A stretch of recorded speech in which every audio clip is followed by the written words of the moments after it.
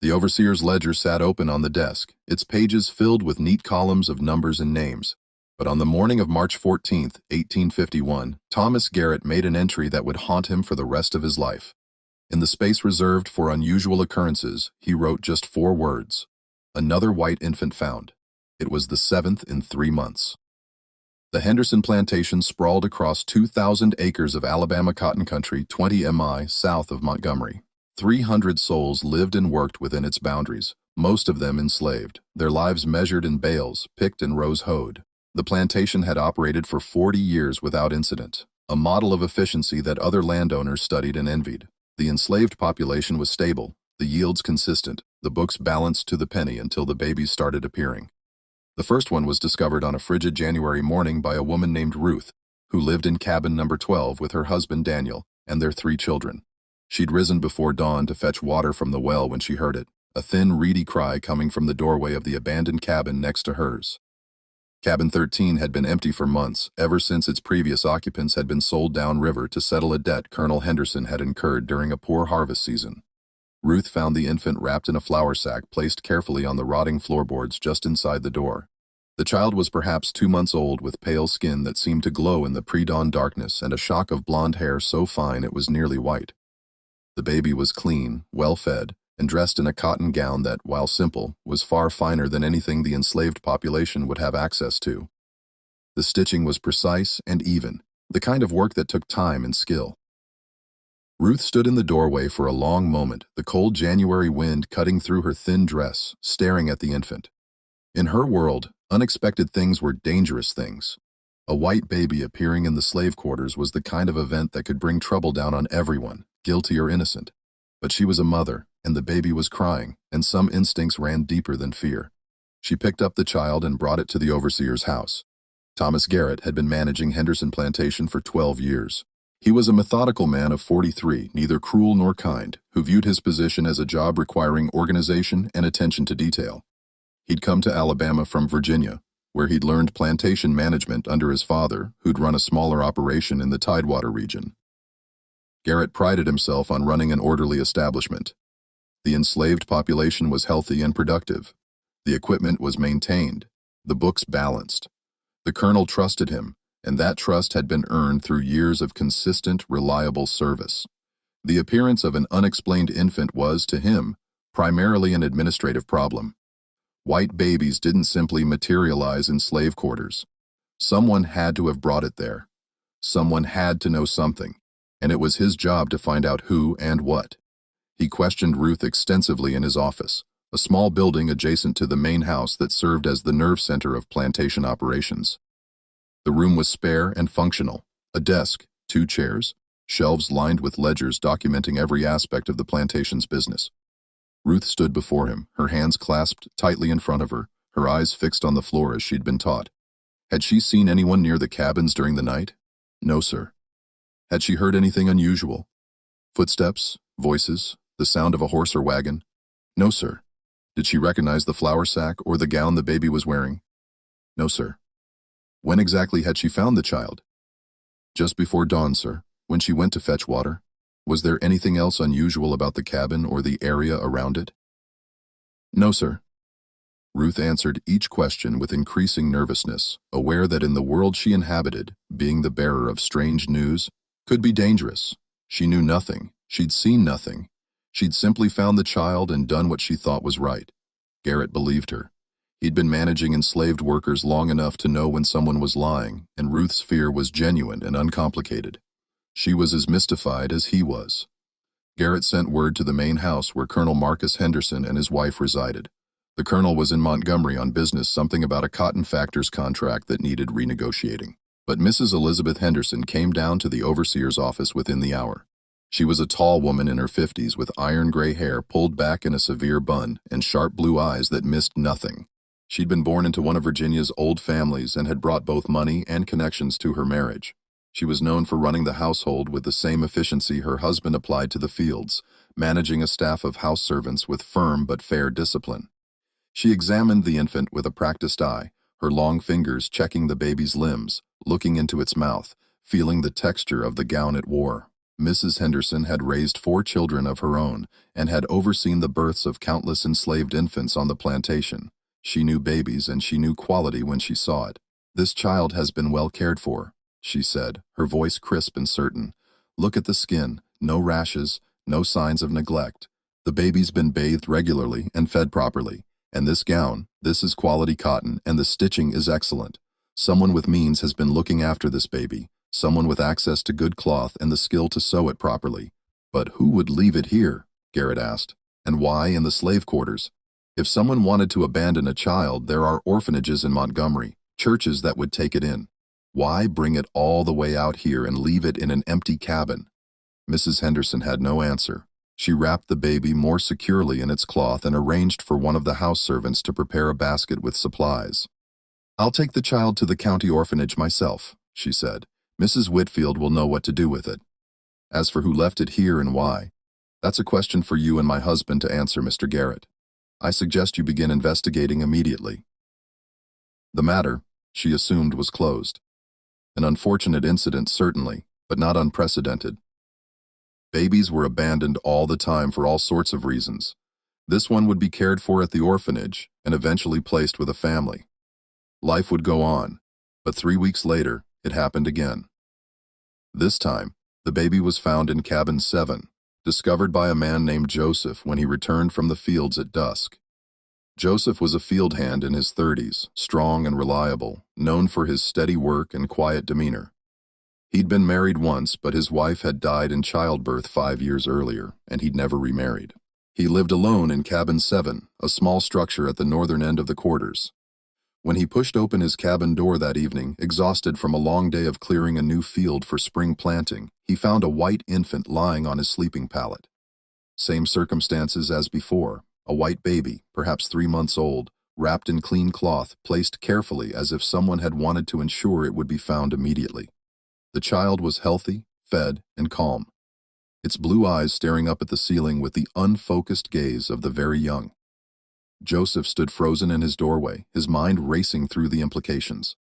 A white baby in his cabin. If someone accused him of stealing it, of harming it, of anything at all, he could be killed.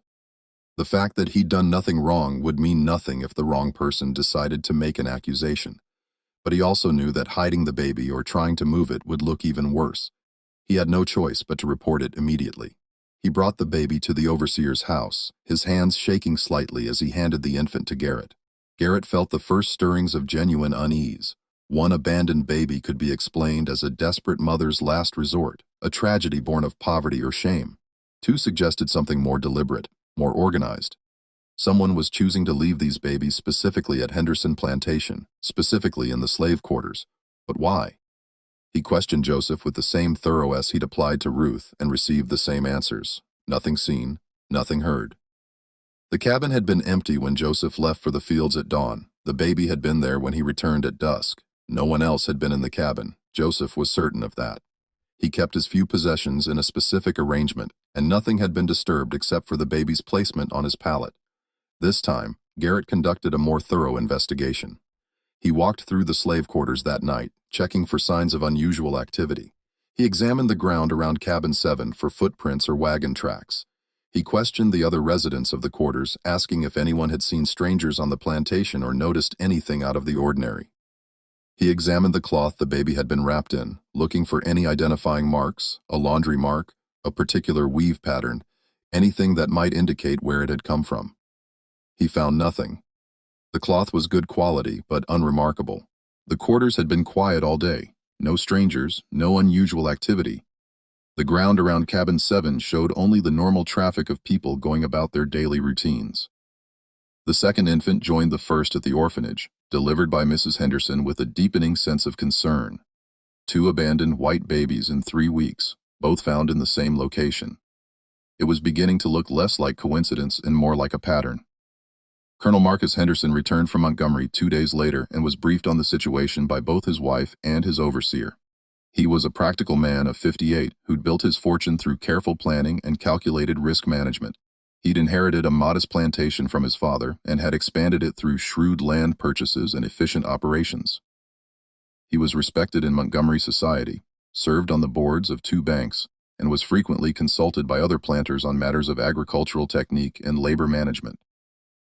The appearance of unexplained white infants on his property represented both a mystery and a potential scandal. If word spread that babies were being abandoned at Henderson Plantation, it could damage his reputation and, more importantly, his business relationships. People might start asking questions. They might start wondering if there was something about his plantation that attracted such activity. They might begin to speculate about what was happening in his slave quarters that would make someone choose his property for such purposes. "Double the night watch," he ordered Garrett. "I want men patrolling the quarters every hour after dark. Post them at both ends of the quarters and have them walk the full length every hour. Whoever is doing this will be caught. They have to approach from somewhere: the road, the fields, the woods. Someone will see them." But the night watch found nothing. The patrols saw nothing. 2 men walked the quarters every hour from dusk until dawn, and they reported no unusual activity. The quarters remained quiet, the routines undisturbed. The enslaved population went to bed at their usual times and rose at their usual times. No one came or went who shouldn't have. And yet, 3 weeks after the second baby appeared, there was a third. This one was found in cabin 19 in the southern section of the quarters farthest from the main house. A woman named Hannah discovered it when she woke to feed her own infant in the middle of the night. Hannah was 24, the mother of 3 children, married to a man named Samuel, who worked as a carpenter on the plantation. She was known as a light sleeper, made more so by years of waking to tend to babies in the night. She'd heard no footsteps, no doors opening, no sounds of any kind.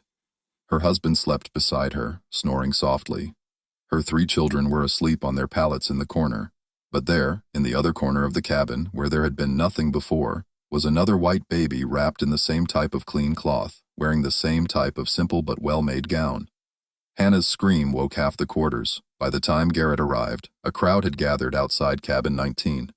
The enslaved population was frightened now, their fear palpable in the cold March air. In their world, unexplained events were dangerous. Strange occurrences drew attention, and attention from the white overseers and owners was rarely good. Whispers spread through the crowd, whispers of hints and spirits, of curses and omens. Some of the older people remembered stories from their childhoods, tales of supernatural beings that could move unseen and leave signs of their presence. Others spoke of warnings, of messages from the dead, of punishments for unnamed sins. Garrett dispersed the crowd with sharp orders sending people back to their cabins. He couldn't afford to have panic spreading through the quarters. Frightened workers were unproductive workers, and the spring planting season was approaching. He needed everyone focused on their tasks, not jumping at shadows and spreading wild stories. He took possession of the third infant and brought it to his office. This time, examining the baby more carefully in the lamplight, he noticed something he'd missed before. The child had a small birthmark on its left shoulder, a distinctive port wine stain in the shape of a crescent moon. It was the kind of mark a mother would recognize instantly, the kind of identifying feature that couldn't be hidden or disguised. He made a note of it in his ledger, adding it to the growing file on the mysterious babies.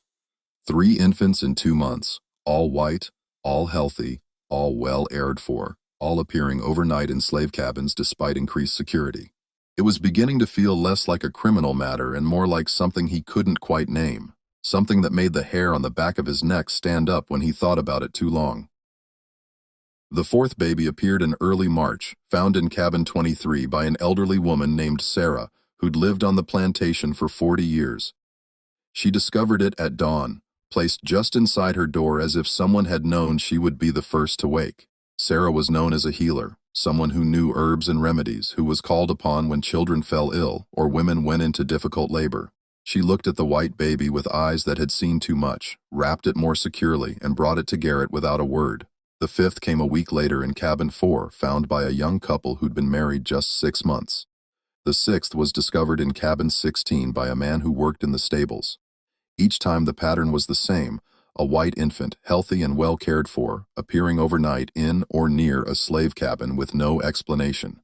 Each time, despite increased patrols and heightened vigilance, no one saw or heard anything suspicious. The enslaved population grew more frightened with each discovery.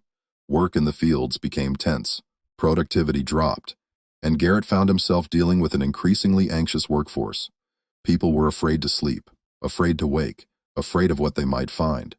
The white overseers and drivers were equally unsettled. In a world built on control and order, the babies represented chaos, something happening that couldn't be explained or prevented. Garrett increased security again.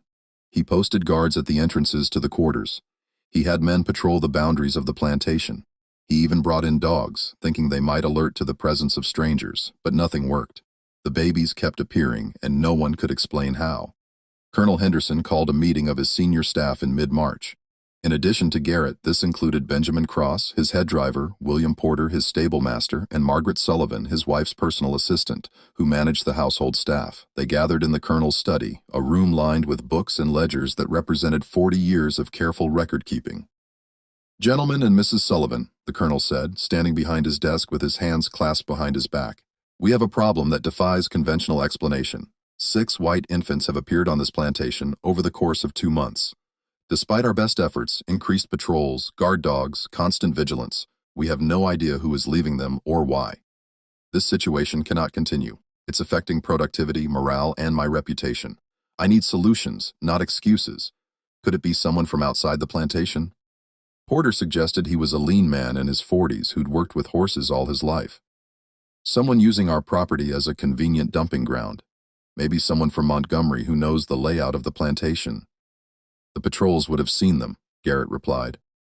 "We have men watching the roads and the boundaries. No one has entered or left the plantation at night without being logged in the gatebook. I've checked every entry personally. The only people coming and going are authorized, merchants making deliveries, neighbors on social calls, all during daylight hours. Then it must be someone inside." Cross said he was a hard man, the head driver, responsible for managing the field workers. He'd held his position for 8 years and ruled through a combination of intimidation and strategic cruelty. Someone who knows the routines and can move without being noticed. Someone who has access to the quarters. "But who?" Mrs. Sullivan asked. She was a woman in her late 30s, educated and sharp, who'd been with the Henderson family for 15 years. And more importantly, where are these babies coming from? 6 infants don't simply appear from nowhere. Someone is giving birth to these children, and someone is caring for them before they're abandoned. That requires resources, food, cloth, time, privacy. Where is all of this happening?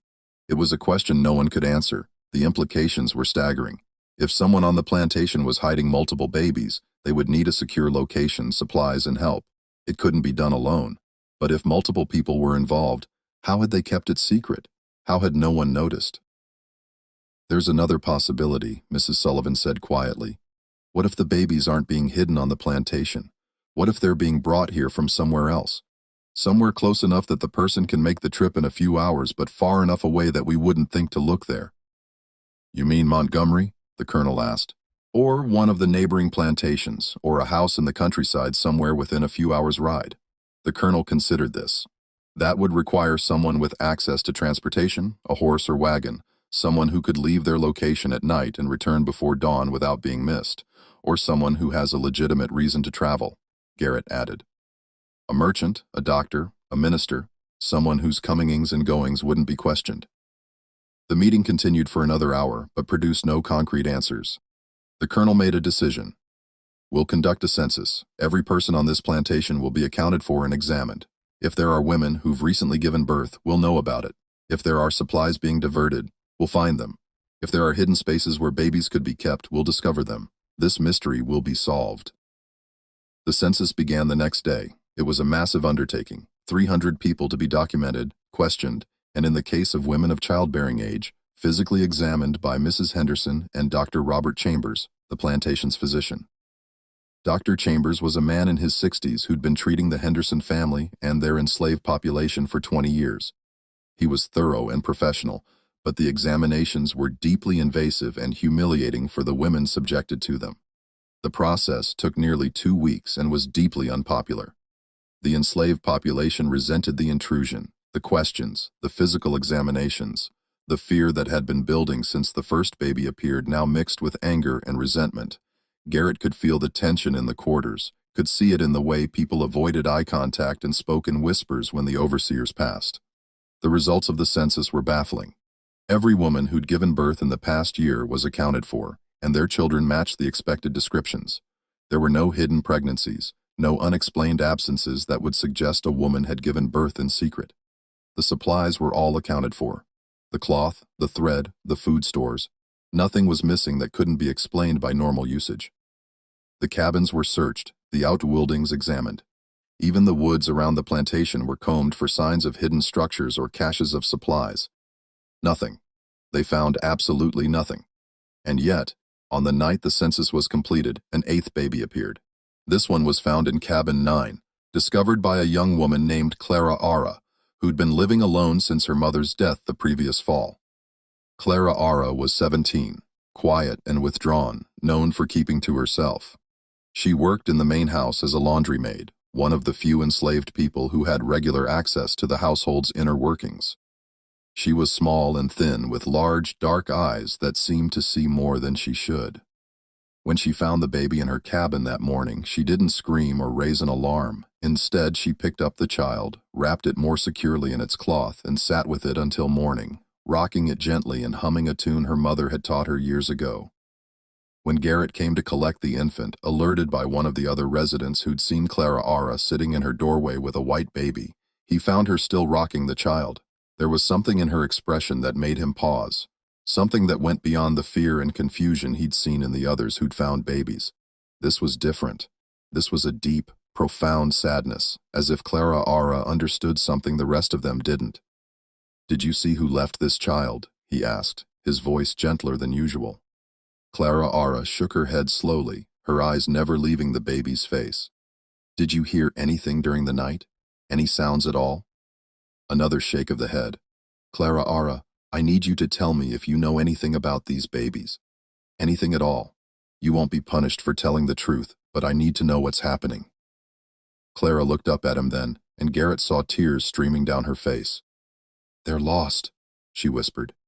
"All of them. They're lost and someone's trying to save them." Save them from what? But Clara wouldn't say anything more. She handed over the baby and retreated into her cabin, closing the door behind her. Garrett stood outside for a moment, disturbed by the encounter.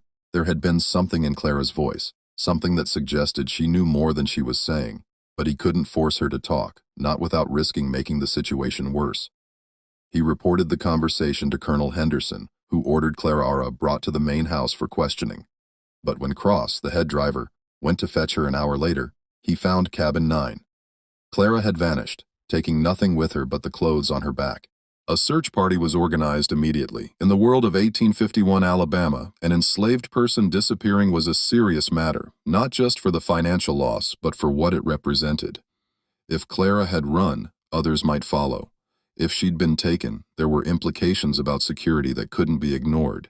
And if she'd simply hidden somewhere on the plantation, she needed to be found before she starved or came to harm. They found her 3 hours later hiding in the old tobacco barn on the eastern edge of the property. The barn hadn't been used in years, not since the colonel had shifted entirely to cotton production in the 1840s. It was a large decaying structure with a collapsed roof and walls that let in the wind. Clara was huddled in a corner, shivering from cold and fear. Cross dragged her out roughly, but Garrett intervened. "Carefully," he said. "The colonel wants to question her, and he can't do that if she's injured or too frightened to speak." They brought Clara Ara to the main house, to the colonel's study, where Henderson, his wife, and Garrett waited. Clara Ara stood before them, thin and trembling, her eyes fixed on the floor. She looked even smaller in the grand room, surrounded by books and furniture that represented wealth beyond anything she would ever know. Colonel Henderson studied her for a long moment before speaking. When he did, his voice was surprisingly gentle. "Clara Ara, I'm not going to hurt you. I'm not going to punish you for running. I just need you to tell me the truth. Do you know where these babies are coming from?" "No, sir." "Do you know who's been leaving them?" "No, sir. But you said something to Mr. Garrett. You said they were lost and someone was trying to save them. What did you mean by that?" Clara Ara was silent for a long moment, her thin shoulders hunched as if she were trying to make herself disappear. When she finally spoke, her voice was barely audible. "My mama used to tell me stories about the old days before she came here. She said there were places where babies weren't wanted, where they were born and then given away, hidden, made to disappear." "What kind of places?" Mrs. Henderson asked, leaning forward in her chair. "Big houses, rich houses, places where a baby being born at the wrong time or to the wrong person would cause shame," she said.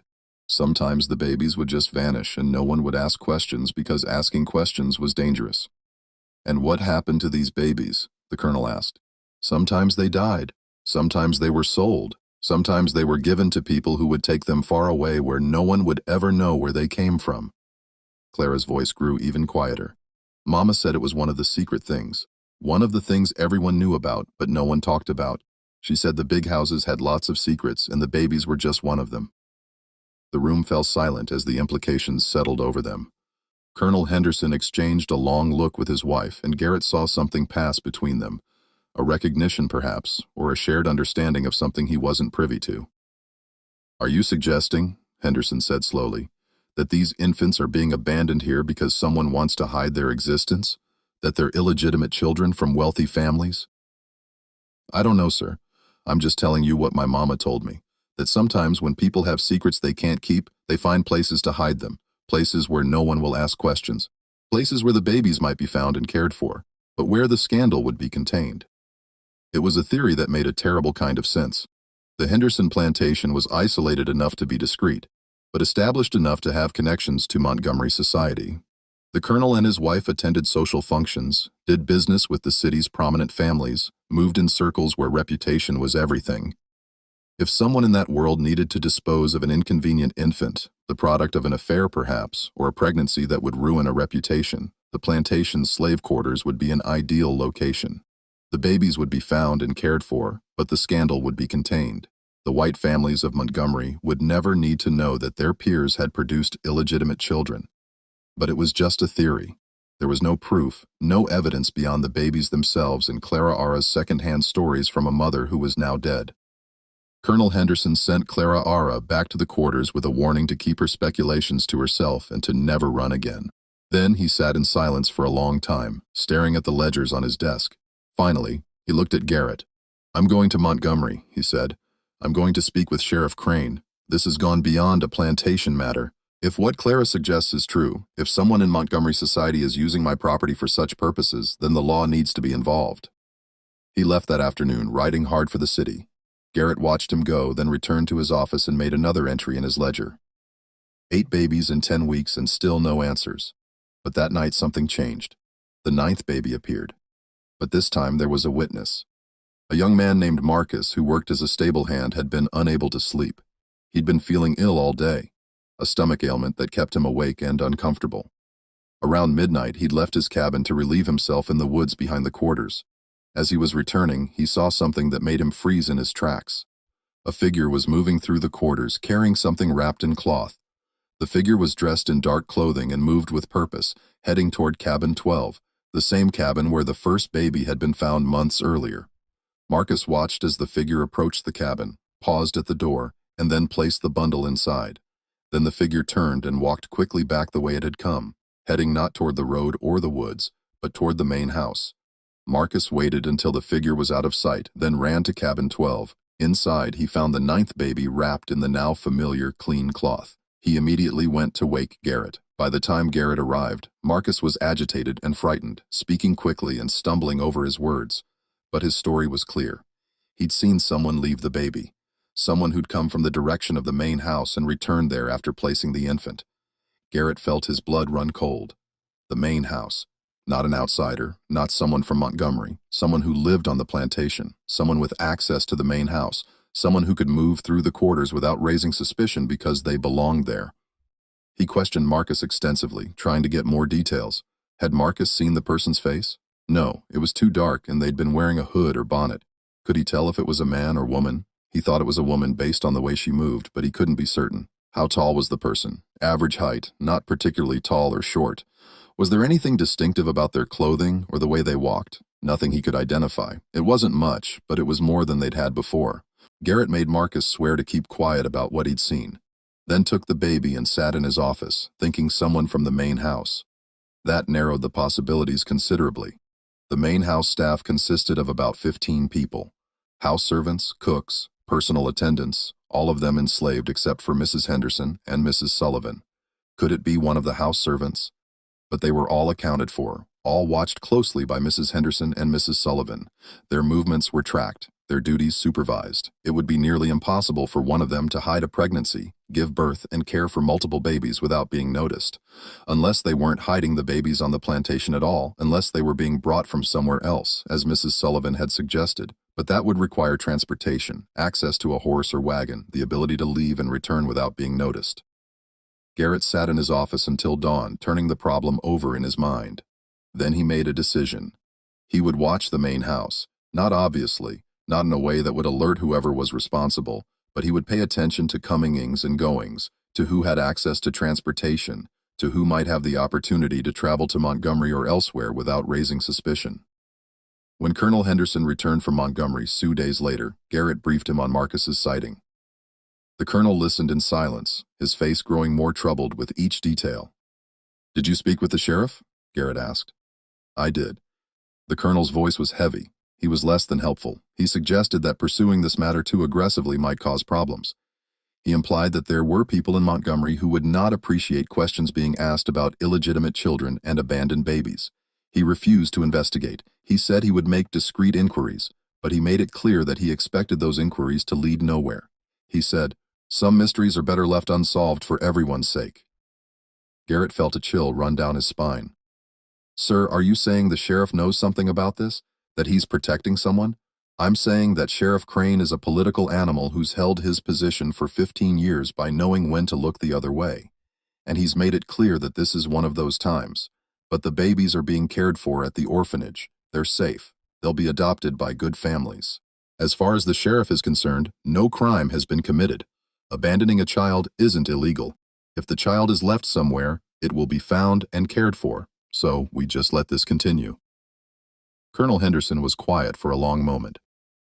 "I'm going to tell you something in confidence, Mr. Garrett, something that doesn't leave this room. The sheriff suggested to me that if I were to discover who was leaving these babies, the best course of action would be to quietly make it stop.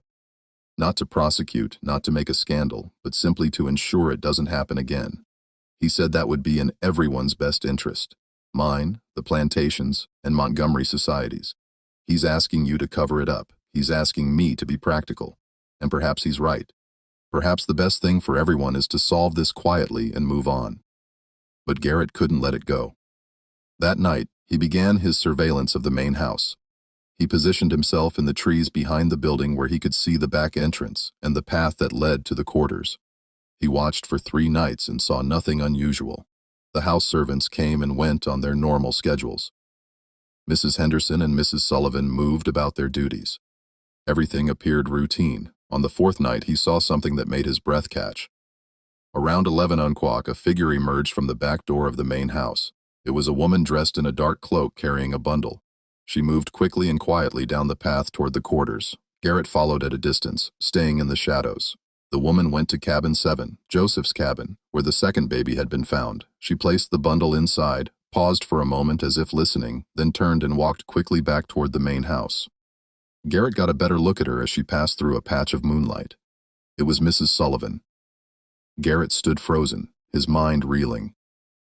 Mrs. Sullivan, the colonel's wife's personal assistant, a woman who'd been with the family for 15 years, who was trusted implicitly, who had access to everything in the household. She was the one leaving the babies. But why? And where were the babies coming from?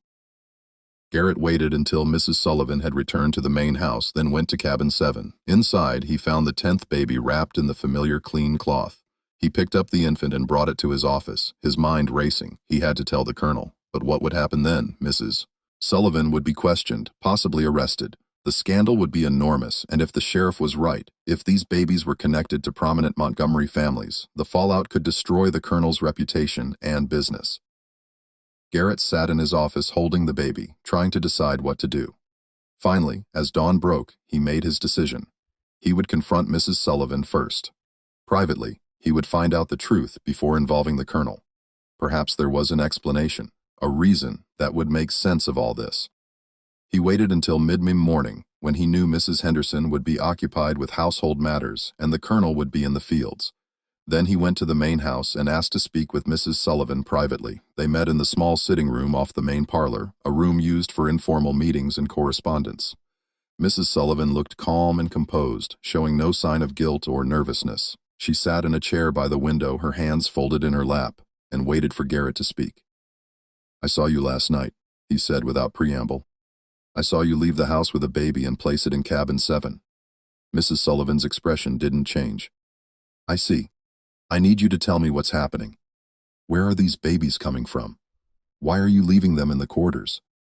Mrs. Sullivan was quiet for a long moment, studying him. Then she sighed.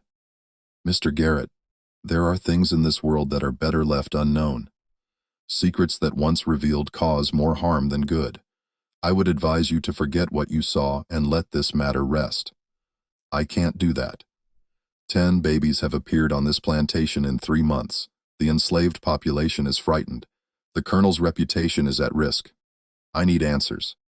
And if those answers destroy lives, if they ruin reputations and tear families apart, would you still insist on knowing?" "The truth is the truth, Mrs. Sullivan. Whatever it is, it needs to come out."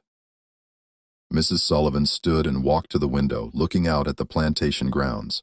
When she spoke again, her voice was soft and sad. "The babies are from Montgomery, from families you would recognize, families with names and reputations that matter in this state. They're the children of affairs, of indiscretions, of moments of weakness that produced consequences their parents couldn't acknowledge." So Clara was right. They're illegitimate children being hidden to avoid scandal. It's more complicated than that, Mr. Garrett. These aren't just unwanted babies being discarded. They're children whose very existence threatens their family's standing in society. If their births were known, marriages would be destroyed, fortunes would be lost, reputations would be ruined. The mothers can't keep them, and the fathers won't acknowledge them. So, they're brought here where they'll be found and cared for, but where their origins will remain hidden. And you're the one bringing them? Why? What's your connection to these families? Mrs. Sullivan turned to face him. "Because I'm one of them, Mr. Garrett. Or I was once before I came to work for the Hendersons. I lived in Montgomery. I moved in society, attended the same parties, knew the same people, and I made the same mistakes some of these women are making now. I had a child I couldn't keep, a baby that would have destroyed my family if its existence became known. Someone helped me then, helped me hide my shame and find a place for my child. Now I'm doing the same for others. But why here? Why the Henderson plantation? Because Mrs. Henderson knows. She's known from the beginning. This is done with her permission, with her help. She provides the cloth, the supplies, the means to care for the babies before they're placed. She ensures they're taken to the orphanage and placed with good families. She does this because she understands what it's like to have secrets, to need help, to be desperate." Garrett felt as if the ground had shifted beneath his feet. Mrs. Henderson is part of this. She's the reason it's possible. Without her help, these babies would have been left to die or sold to people who would treat them as commodities. This way, they have a chance at a good life. They're adopted by families who want them, who will raise them as their own. It's not perfect, Mr. Garrett, but it's better than the alternatives. Does the Colonel know? Mrs. Sullivan hesitated. No, and he can't know. If he learns the truth, he'll feel obligated to act. He'll report it to the authorities, and the scandal will destroy everyone involved, the mothers, the families, even the babies themselves. The children will be marked as bastards. Their adoptive families will be questioned. Their entire lives will be tainted by their origins. Is that what you want? Garrett sat down heavily, his mind reeling. This is wrong. All of it.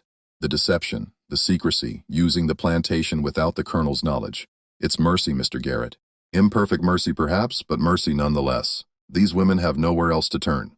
If we don't help them, their babies will die or disappear into situations far worse than an orphanage. We're saving lives by lying to everyone, by frightening the enslaved population, by putting the Colonel's reputation at risk. The enslaved population will recover. The Colonel's reputation is intact. No one outside the plantation knows about the babies, and the sheriff has made it clear he won't pursue the matter. And yes, we're lying. We're lying to protect people who made mistakes, who are desperate, who have no other options. Is that so terrible? Garrett didn't know how to answer. Everything Mrs. Sullivan said made a kind of sense, but it still felt wrong. The deception, the manipulation, the use of the plantation and its people without their knowledge or consent, it all violated something fundamental about the order and honesty he'd tried to maintain. What happens now? He asked finally. That depends on you. You can go to the Colonel and tell him everything. The operation will end. The women will have nowhere to turn and the babies will suffer. Or you can keep this secret. Let the last few placements happen and then it will be over.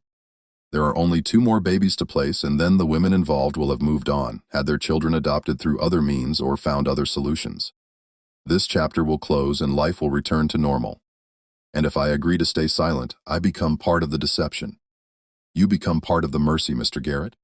You become someone who chose compassion over rules, who understood that sometimes the right thing to do isn't the legal thing or the proper thing. You become someone who saved lives. Garrett sat in silence, wrestling with the decision. Finally, he looked up at Mrs. Sullivan. 2 more babies and then it stops completely. No more placements, no more secrets. And if the colonel ever asks me directly, I won't lie to him. Agreed. Garrett left the main house feeling as if he'd aged years in a single morning. He'd come seeking truth and had found it, but the truth was more complicated and morally ambiguous than he'd imagined. He'd become complicit in a conspiracy, but a conspiracy aimed at saving lives. He'd chosen to deceive his employer, but in service of a greater mercy. He didn't know if he'd made the right choice. He suspected he'd spend the rest of his life wondering. The 11th baby appeared a week later, found in cabin 16. The 12th and final baby was discovered 2 weeks after that in cabin 4. Both times Garrett knew it was Mrs. Sullivan leaving them, but he said nothing. He documented the findings in his ledger, arranged for the babies to be taken to the orphanage, and kept his silence. After the 12th baby, the placement stopped. No more infants appeared in the quarters. The enslaved population slowly relaxed, though the memory of those strange months lingered. Work returned to normal, productivity recovered, and life on the Henderson plantation continued as it had before. Colonel Henderson never learned the truth. He assumed the person responsible had been frightened off by the increased security and the sheriff's involvement. He was satisfied that the problem had resolved itself and saw no reason to pursue it further. Mrs. Henderson and Mrs. Sullivan never spoke of it, even to each other. The secret remained locked between them, a shared understanding that required no words. Garrett kept his silence, but he never forgot. In his private journal, he recorded everything he'd learned, sealing the pages with wax and hiding them in a locked drawer. He wrote that he didn't know if he'd done the right thing, but he hoped that somewhere 12 children were growing up safe and loved. Unaware of the desperate circumstances of their births and the complicated mercy that had saved them, the 12 babies were indeed adopted from the orphanage over the following 2 years. Mrs. Whitfield, the orphanage director, kept careful records and ensured each child went to a good family. She never knew the full story behind their appearances at Henderson Plantation, but she suspected there was more to it than simple abandonment. She kept her suspicions to herself and focused on giving the children the best possible start in their new lives. Years passed. The Civil War came and destroyed the old order. Henderson Plantation was burned during a raid in 1863, and the colonel died shortly after. His fortune and his world gone. Mrs. Henderson survived the war but lived in reduced circumstances dependent on the charity of relatives. She never spoke of the babies, and the secret died with her. In 1869, Mrs. Sullivan moved to Mobile after the war and worked as a teacher. She never married, never had other children. She died in 1881, taking her full knowledge of the conspiracy to her grave. Thomas Garrett continued as an overseer on various plantations until the war made his profession obsolete. After emancipation, he worked as a farm manager and eventually retired to a small house in Montgomery. He died in 1889, and his journal was discovered among his effects. His children read it with shock and confusion, unable to reconcile the story it told with the father they'd known. They debated what to do with it, and finally decided to burn it, believing some secrets were too dangerous to preserve. But before they burned it, one of Garrett's daughters made a copy of the key pages, hiding them in her own diary. That diary survived and was eventually donated to a historical society in the 1940s. The pages about the babies were discovered by a researcher in 1963, but by then, everyone involved was long dead, and the story couldn't be verified. It remained a curious footnote in the history of antebellum Alabama, a mystery that might have been true or might have been the imaginings of a troubled man.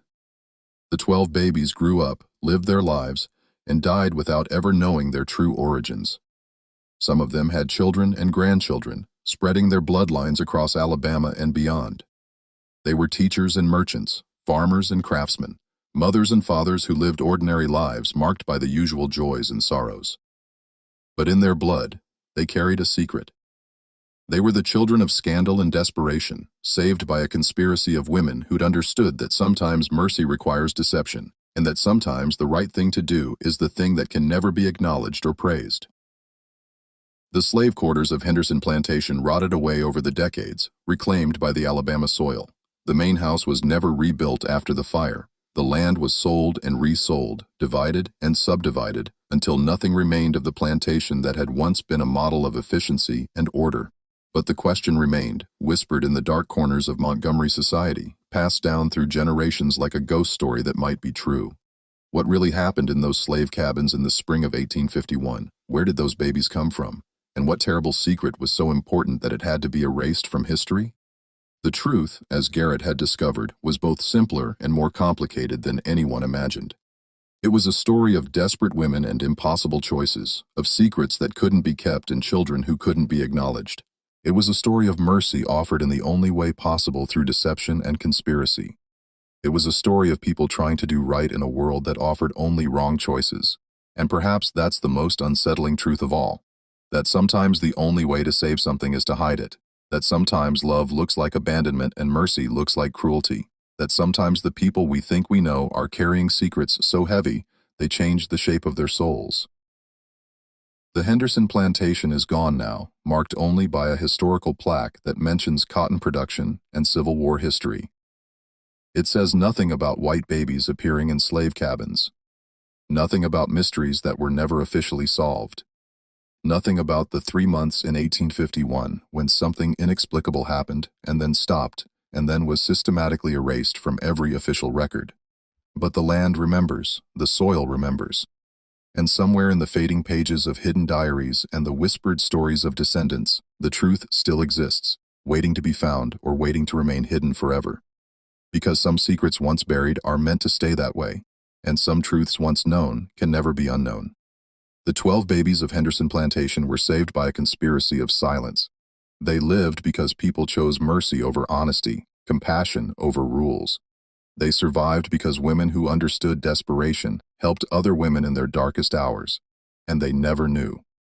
They never knew that their lives began in scandal and were saved by deception. They never knew that their very existence was a secret so dangerous it had to be hidden in the one place no one would think to look among the enslaved population of a cotton plantation in Alabama. That was the genius of it, really.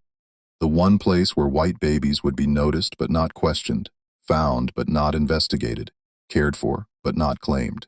The slave quarters were the perfect hiding place for the unwanted children of Montgomery society because no one would ever imagine that the wealthy and powerful would use such a location for such a purpose. It was a conspiracy born of desperation and maintained through careful planning. It was mercy offered in the shadows, salvation delivered in secret. It was wrong and right at the same time, a moral paradox that defied easy judgment. And it worked. 12 babies were saved, 12 lives were given a chance. 12 secrets were kept until now, until this story was told, until the truth, buried for more than a century and a half, was finally brought to light. But even now, even with the story told, questions remain. Were there other plantations used for similar purposes? Were there other conspiracies of mercy operating in the shadows of antebellum society? How many other secrets are buried in the soil of the South, waiting to be discovered or waiting to remain hidden forever? We'll never know. The people who could answer those questions are long dead, their secrets taken to graves that have themselves crumbled into dust. All we have are fragments. A journal entry here, a diary page there, an orphanage record that raises more questions than it answers, and perhaps that's how it should be. Perhaps some stories are meant to remain incomplete. Some mysteries are meant to stay unsolved. Perhaps the truth is too complicated, too morally ambiguous, too human to be reduced to simple facts and clear judgments. The babies of Henderson Plantation were real. The conspiracy that saved them was real. The desperate women and the compassionate conspirators were real. The fear and the secrecy and the moral compromises were all real. And somewhere in Alabama, there are people walking around with this story in their blood. Descendants of those 12 babies carrying a mystery they don't even know exists. That's the legacy of Henderson Plantation. Not the cotton it produced or the wealth it generated, but the lives it saved and the secrets it kept.